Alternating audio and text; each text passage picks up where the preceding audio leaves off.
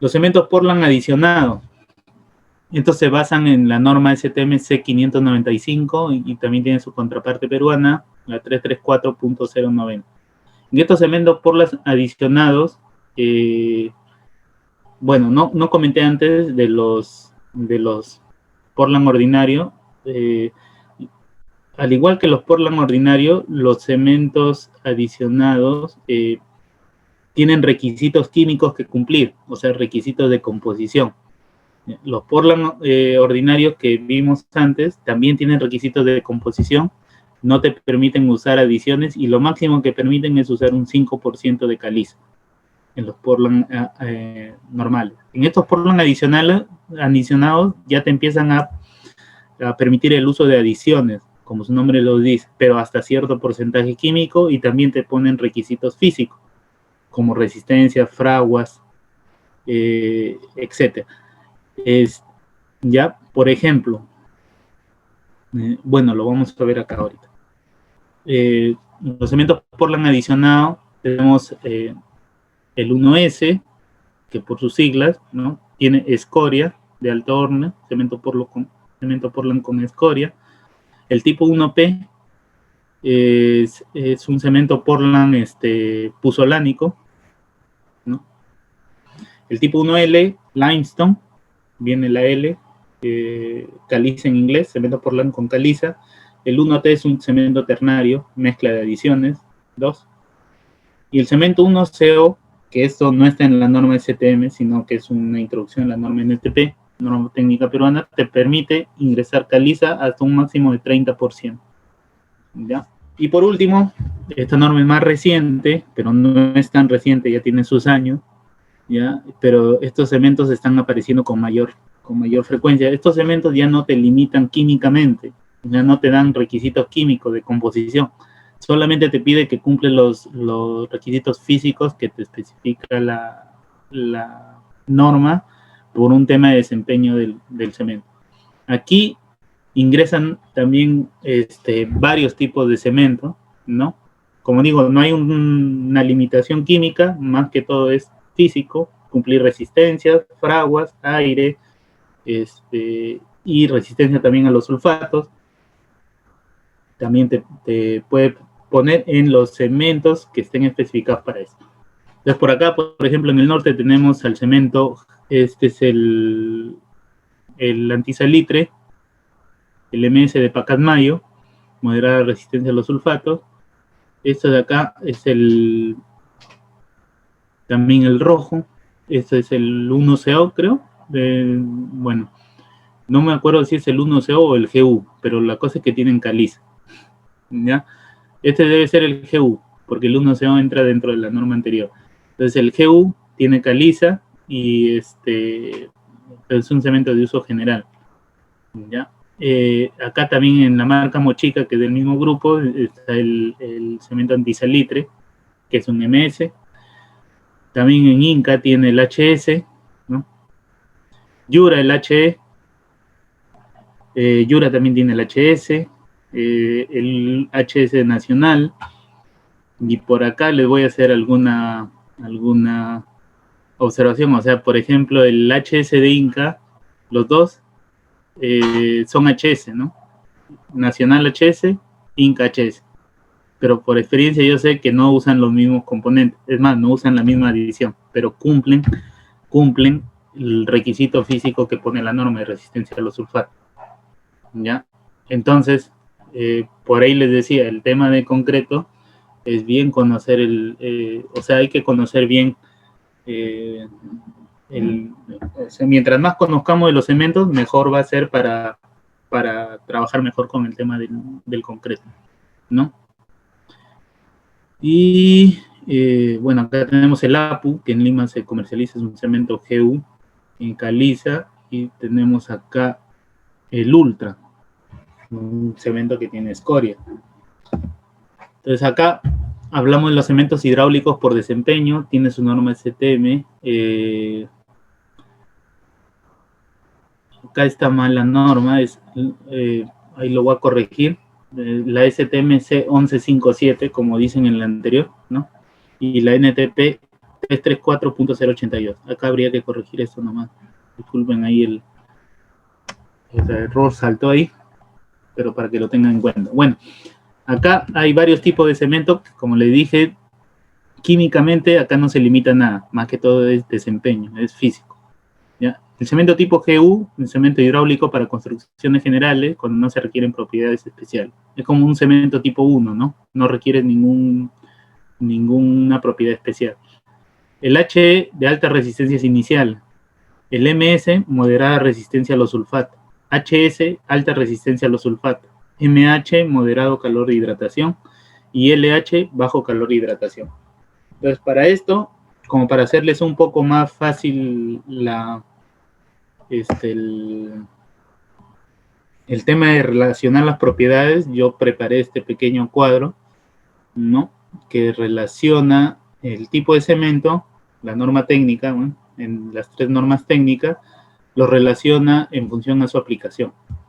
Por ejemplo, para un propósito general, es decir, que no tengo ningún requisito especial, ninguna propiedad que me especial, pero sí son cementos estructurales, ¿ya?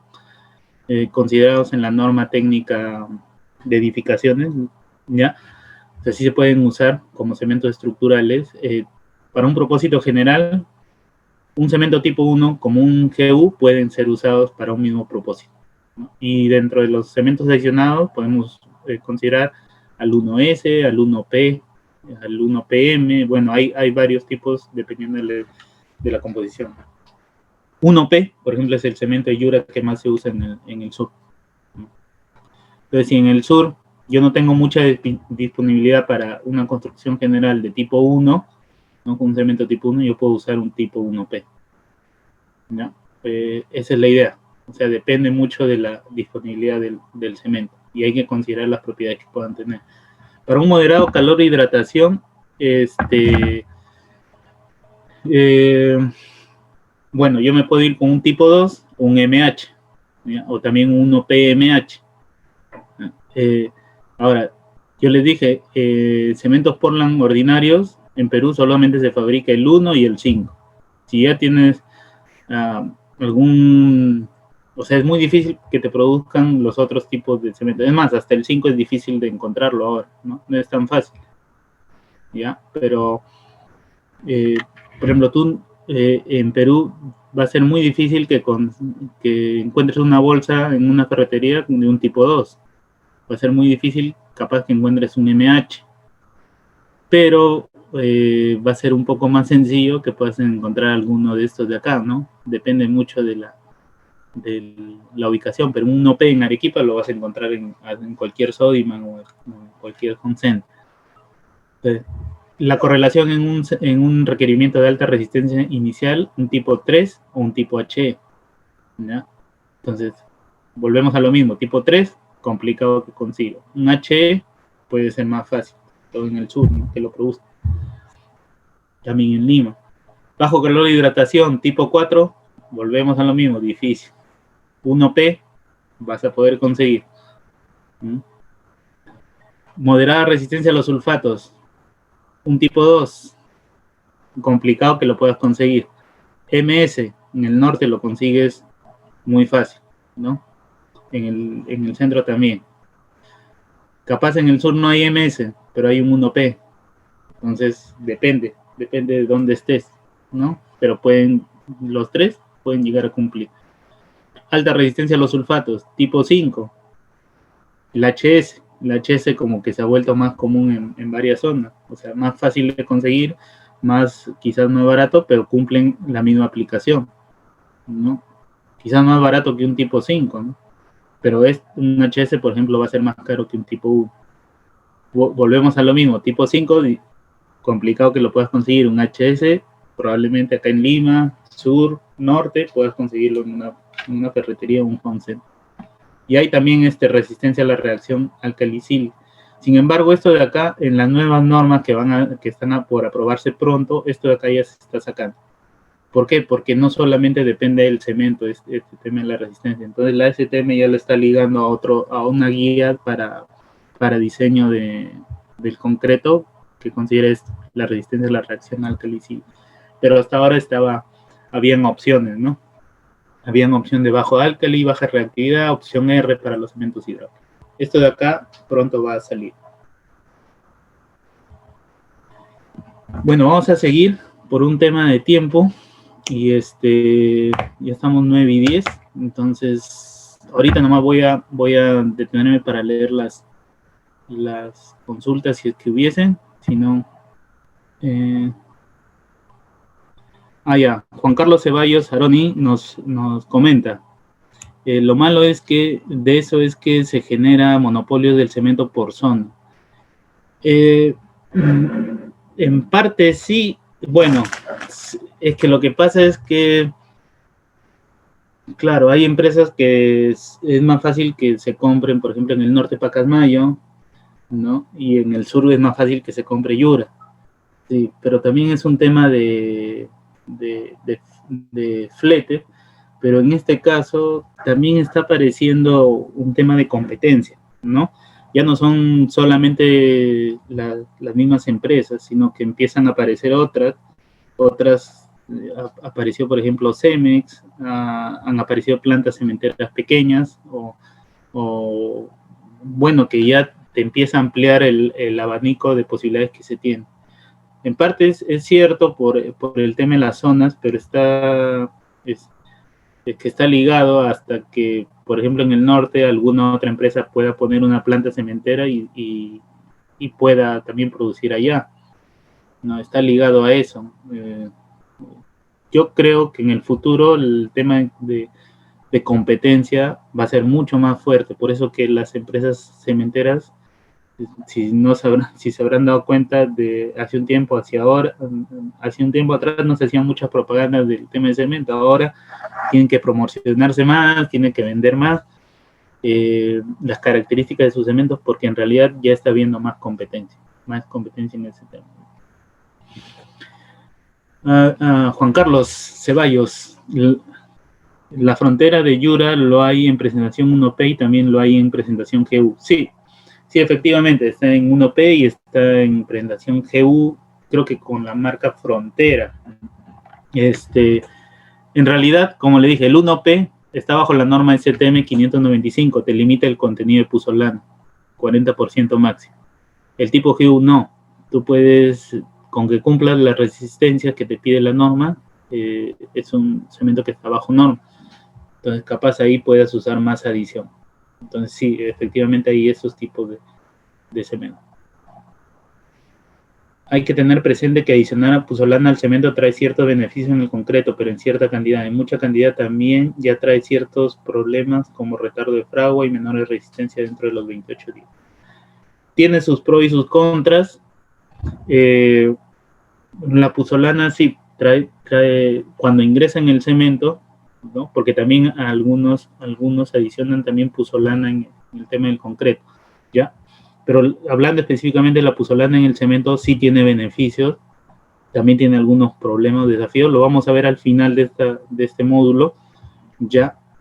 Pero voy adelantando que, por ejemplo, la puzolana te ayuda más bien, su reacción es un poco más lenta, pero es constante, como que su tendencia a incrementar reacción sigue aumentando con respecto al tiempo. ¿Ya? Entonces, por ahí nos ayuda, en el tema de durabilidad. Otra cosa que también tiene la puzolana es que esa reacción puzolánica te ayuda a reaccionar con compuestos que quedan sin reaccionar del cemento, ¿no? Cuando tú mezclas cemento con agua, reacciona un porcentaje no reacciona, ¿no? Esos componentes que quedan sin reaccionar son propensos a ser atacados. Entonces la puzolana tiene una reacción que te ayuda a que siga reaccionando y por ahí te ayuda en el tema de durabilidad, te saca esos elementos que son susceptibles de ser atacados. Ya.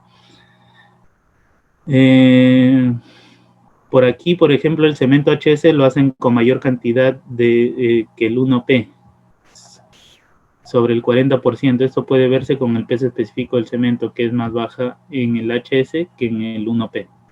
Sí, tienes razón. O sea, mientras más adición ponga, la densidad del cemento, el peso específico del cemento va a bajar.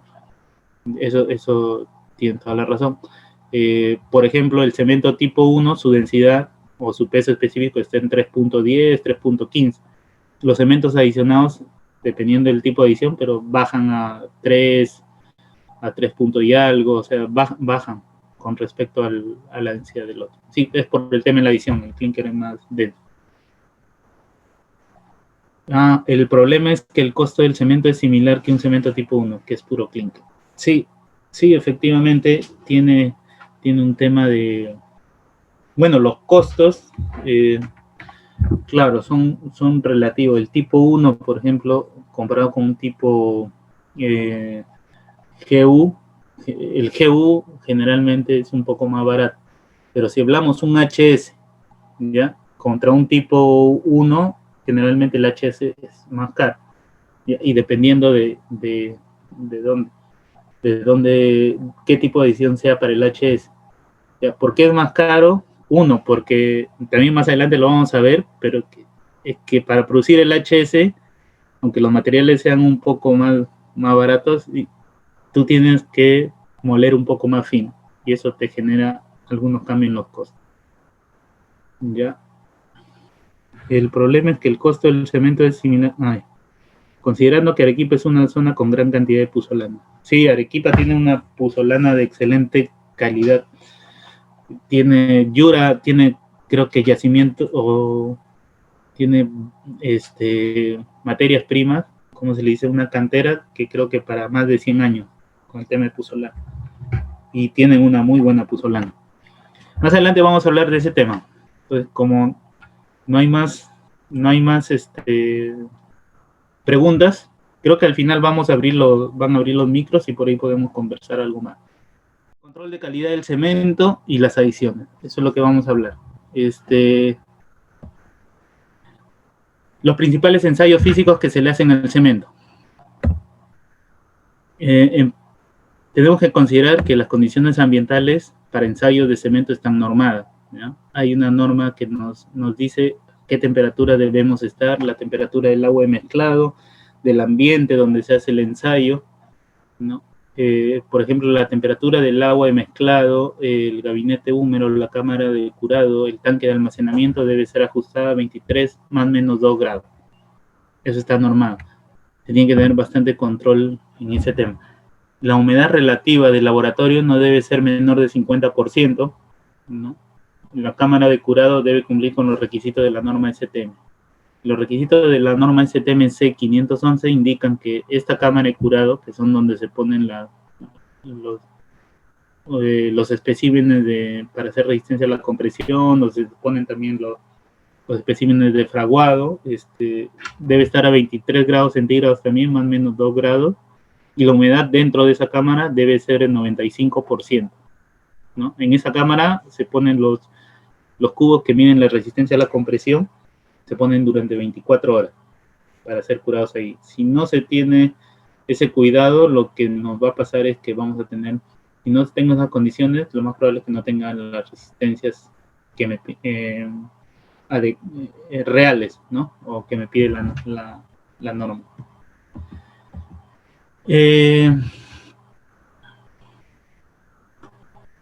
Ya.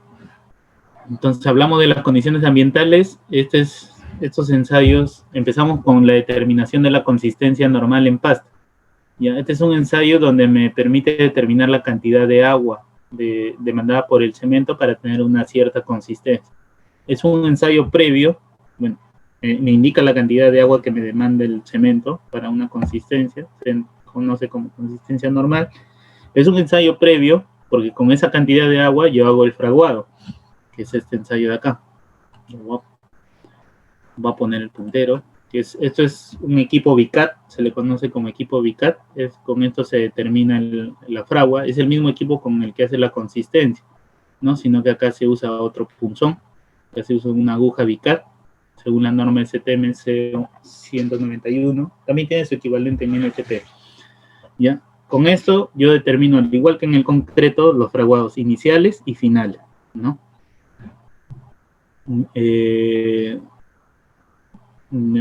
El final, con este equipo se determina ya cuando la aguja no puede penetrar más de 0.5 milímetros, ¿no?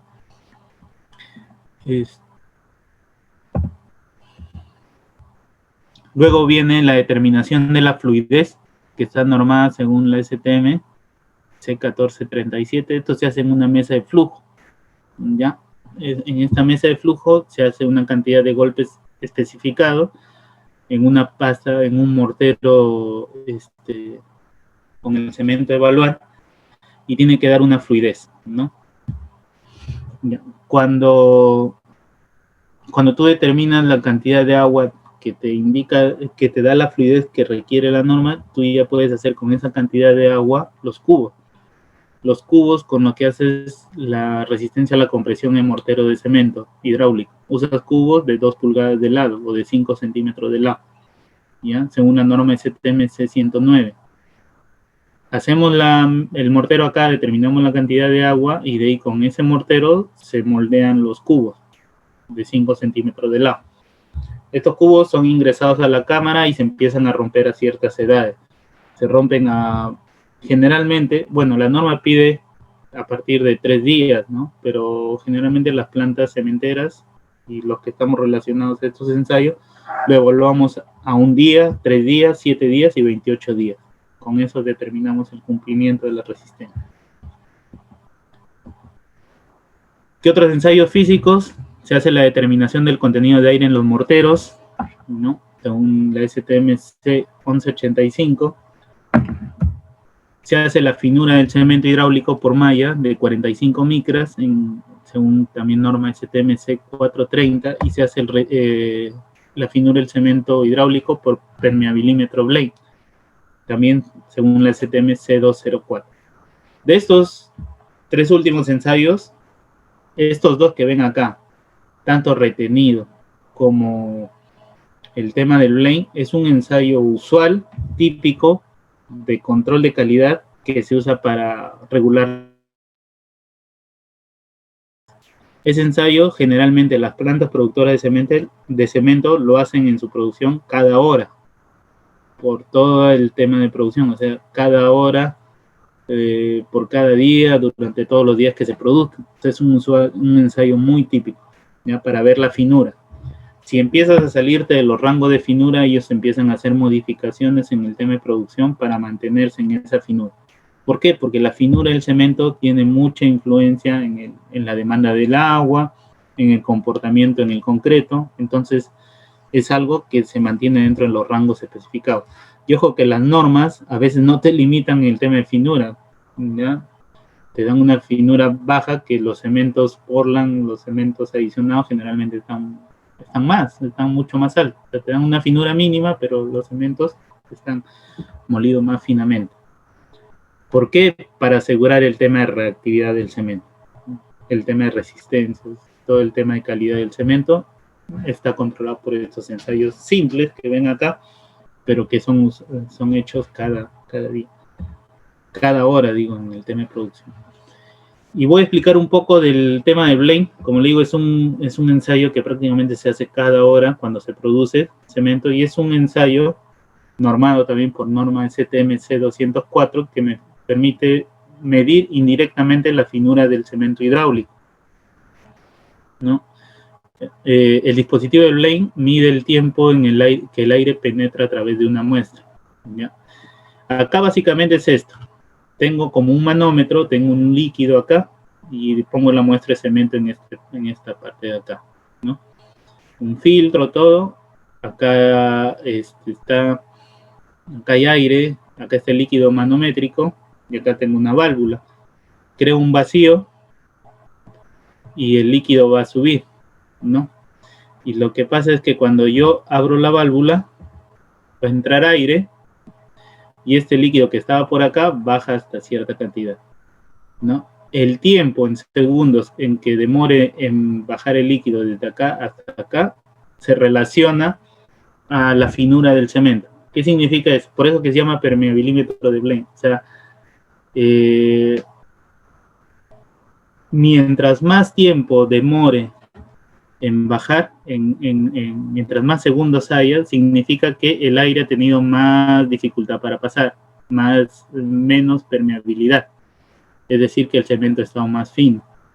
Por eso que es una medida indirecta, ¿ya? Y Y esto de acá, con las fórmulas que me da la norma, yo lo transformo, este tiempo lo transformo a la superficie específica, en centímetros cuadrados por gramo, ¿ya?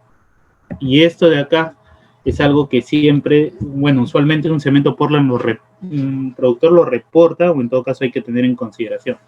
Los cementos Portland generalmente tienen un blend, ¿no? Entre 3.300 a 3.700, ¿no? Esto es superficie específica, centímetros cuadrados por gramo. Es decir, que si yo tengo 1 gramo de eso y lo expando, me debería ocupar esa superficie, ¿ya? Los cementos adicionados se muelen más fino. Al tener más fino, al ser más fino, su blend va a ser más alto. Los cementos adicionados y de performance, que usan adiciones también. Entonces su blend va a ser significativamente más alto. Vamos a estar hablando de blend de 4.200, 5.100 centímetros cuadrados por gramo. Es más altos a los cementos Portland ordinarios. ¿Y esto en qué me influye a mí en el concreto? En la demanda de agua, ¿no? En los cementos más gruesos o los cementos más finos me van a demandar más agua.